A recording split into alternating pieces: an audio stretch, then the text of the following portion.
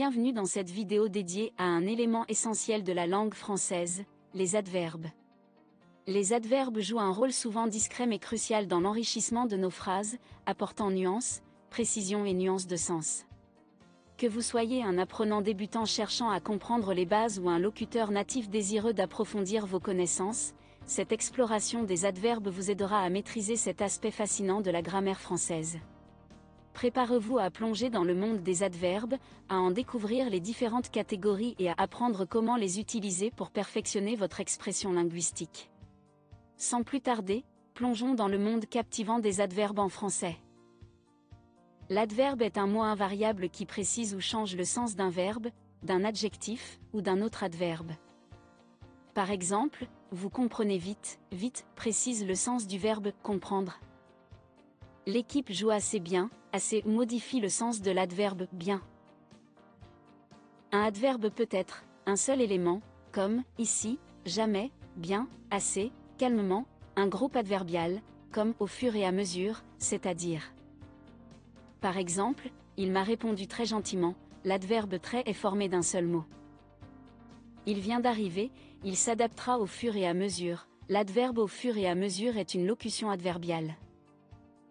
Il a tellement ri qu'il a mal au ventre, l'adverbe qu'il a mal au ventre est une proposition subordonnée. Il existe différentes catégories d'adverbes, adverbes de temps ou d'ordre, comme autrefois, demain, jamais, souvent, adverbe de lieu, comme ici, là-bas, ailleurs, adverbe de manière, comme vite, bien, fort, rapidement. Par exemple, il conduit vite, vite est un adverbe de manière. Nous allons souvent au restaurant, souvent est un adverbe de temps. Je travaille ici, ici est un adverbe de lieu.